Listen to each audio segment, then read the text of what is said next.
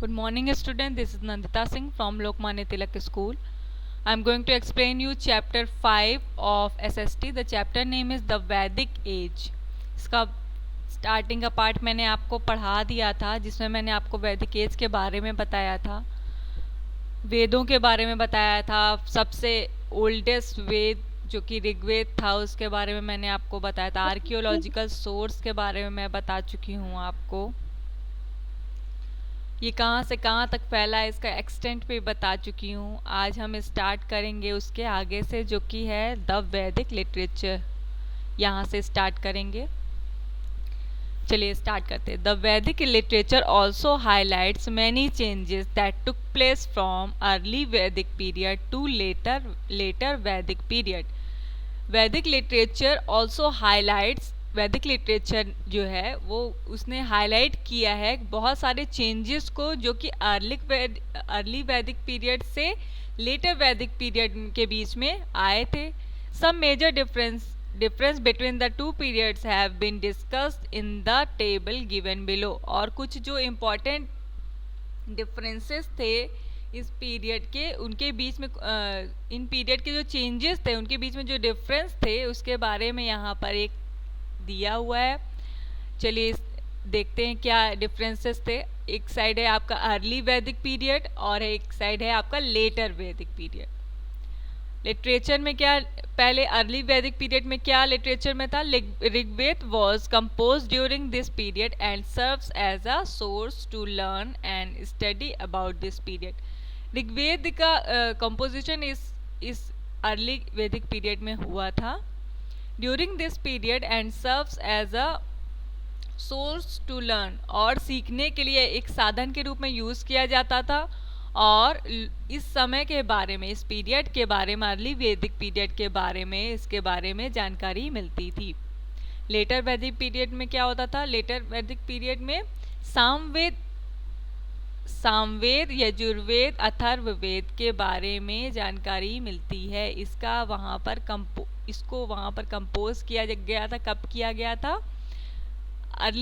Letter Vedic period में। किसको किया? अर्ली वैदिक पीरियड में आपका ऋग्वेद बनाया गया था और लेटर में आपका सामवेद, यजुर्वेद और अथर्ववेद, जो बाकी के 3 वेद बचे थे वो बनाए गए थे। और कौन कौन से इसमें बुक्स बनाई गई थी? उपनिषद, आरण्यक, ब्राह्मणास, ये सारी बुक्स वहाँ पर बनाई गई थी। It is believe that epic means होता है आपका काव्य। ये माना जाता था कि एपिक जैसे कि रामायण है, महाभारत है आपका, were also compose during this time. ये माना जाता था कि रामायण, महाभारत जैसे काव्य भी इस समय बनाए गए थे। पॉलिटिकल लाइफ में क्या डिफरेंसेस आए? During this period there are many tribes known as janas. इस पीरियड में कई सारे ट्राइब्स थे जिन्हें जनास के नाम से जाना जाता था।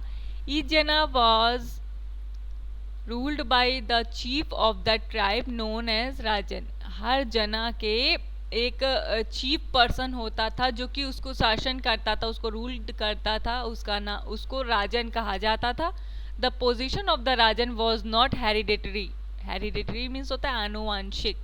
और जो राजन की जो पोजीशन थी हेरिडिटरी पे डिपेंडेंट नहीं थी। क्यों? मीन्स कि जैसे कि फादर अगर राजन की पोस्ट पर है तो फादर के मरने के बाद बेटे को नहीं मिलता था।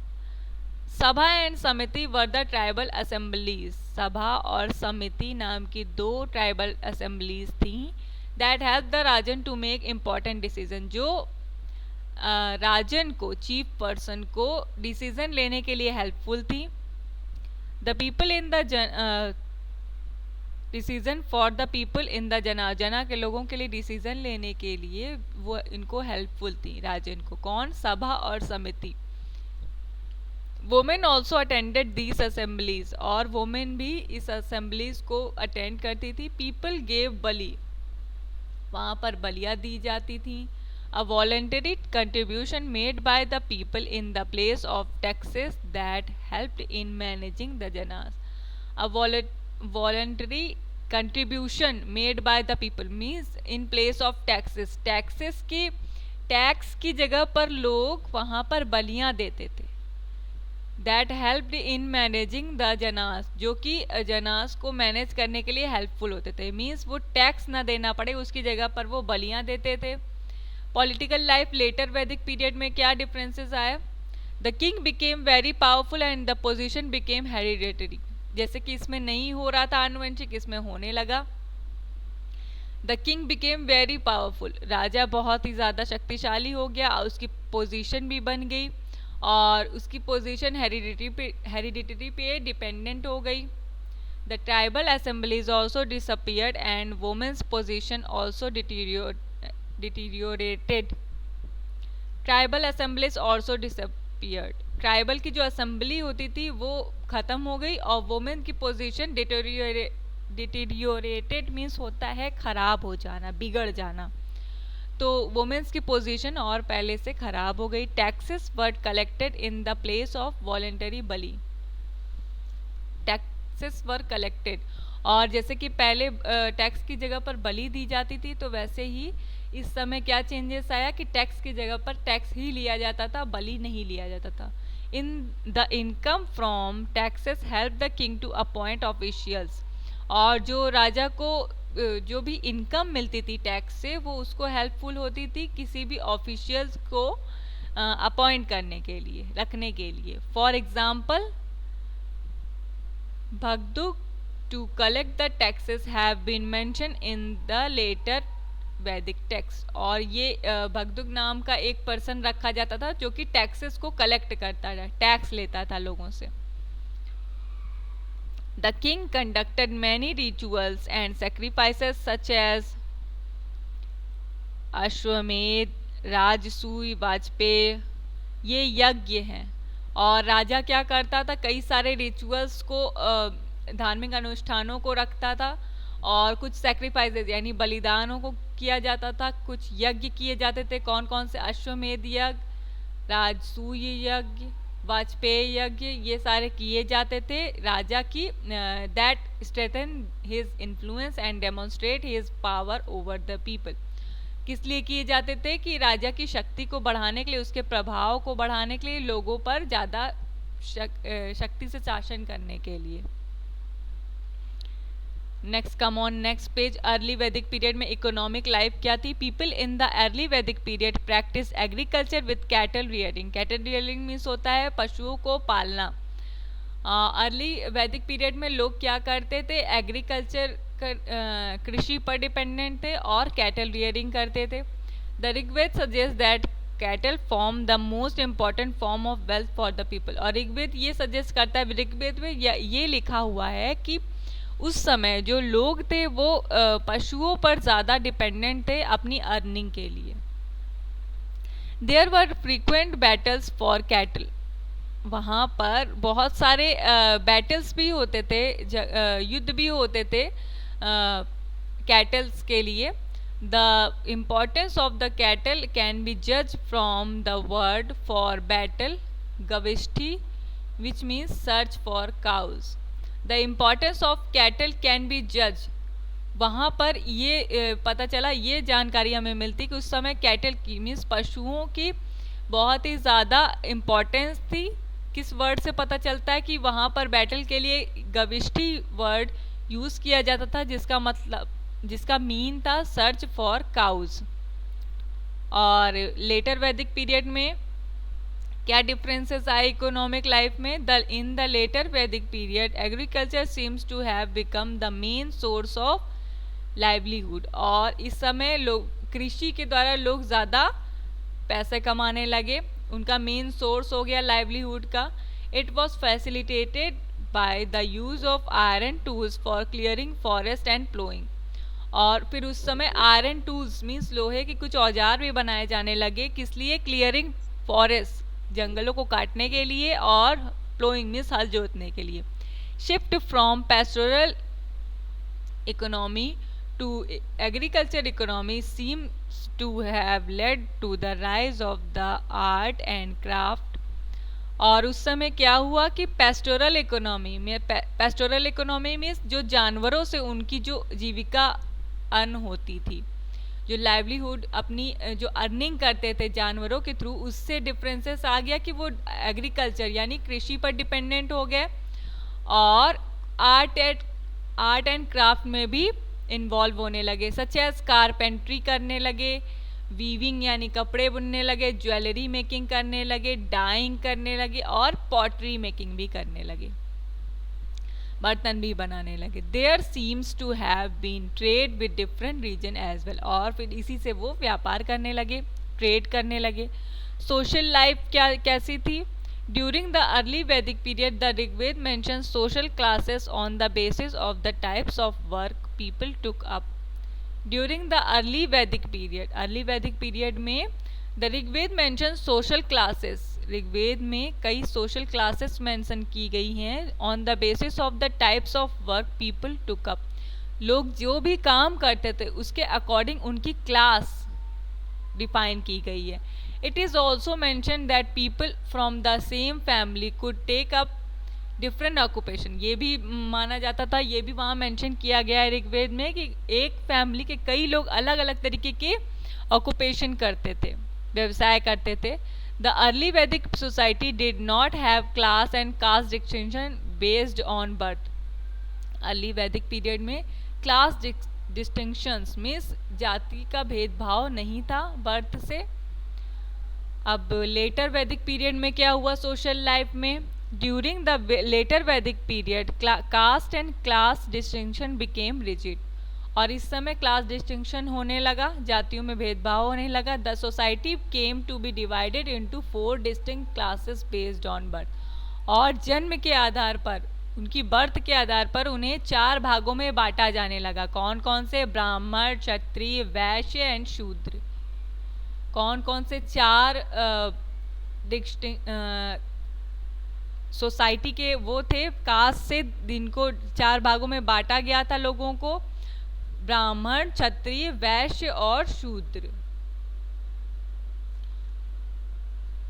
दे were not acquainted with burnt bricks, उन्हें बर्न ब्रिक्स के बारे में नॉलेज नहीं थी।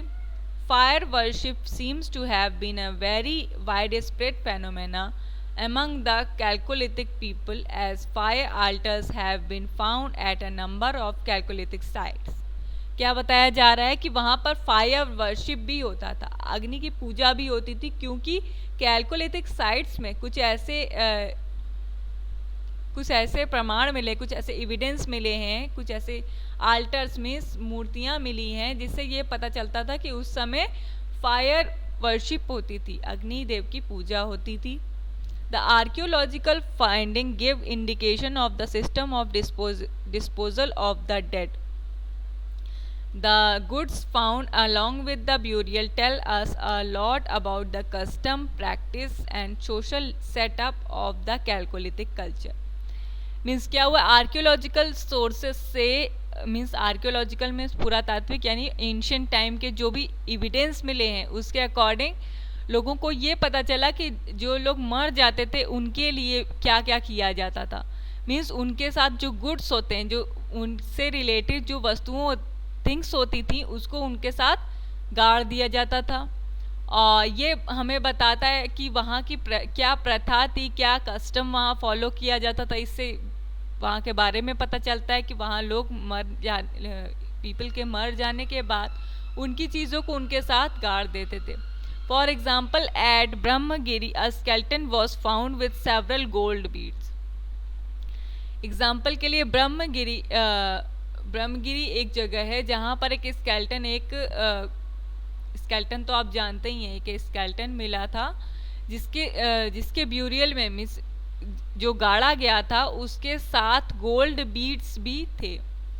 2 स्टोन बीड्स, 2 स्टोन बीड्स थे, and copper bangles, a conch shell, while other skeletons have only a few pots buried with them। Means उनकी cast के according, जैसे कि उनके पास जैसे पैसे होते थे, जैसी चीज़ें होती थी, जो रिच होते थे उनके पास गोल्ड बीड्स और कॉपर बैंगल, कॉन्च शेल वगैरह चीज़ें मिलती थी, और जो पुअर होते थे उनके पास कुछ पॉट्स ही बरीड किए जाते थे।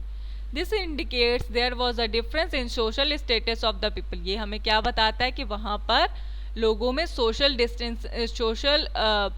स्टेटस में भी डिफरेंसेस पाए जाते थे। Some may have been poor while other rich, जैसे कि अभी मैंने आपको बताया कुछ लोग वहाँ पर रिच होते थे, कुछ पुअर होते थे, उसके अकॉर्डिंग उनका ब्यूरियल किया जाता था। Some may have been people of importance और लीडर्स, कुछ उसमें ऐसे इम्पोर्टेंट या लीडर्स भी होते थे। Similarly if collective burials belonging to the same period are found it might indicate a tragedy or some sacrificial ceremony. Similarly, if collective burials means वहाँ पर जो लोगों का झुंड होता था ब्यूरियल के समय, वो भी वहाँ पर पाया जाता था। मीन्स किसी की डेथ हो जाने पर लोग उसको ब्यूरियल के लिए उसके आते थे। ट्रेजिडी और सैक्रिफिशियल सेरेमनी मीन्स उसके मर जाने पे शोक दिखाने आते थे, द सेरेमनी करने आते थे। The study of burial remains thus makes the study of a culture even more interesting. The study of burial की जो स्टडी है, जो गाड़ने की, मर जाने के बाद जो गाड़ने की के बारे में जो अध्ययन किया गया है, remains thus makes the study of a culture, जो हमें उस समय की संस्कृति के बारे में बताता है, जो कि बहुत ही ज़्यादा इंटरेस्टिंग है। चलिए इस क्लास को यहीं एंड करते हैं। इसके आगे से मैं कल कंटिन्यू करके आपको क्वेश्चन आंसर्स बताऊंगी। Till then goodbye, take care. अभी अब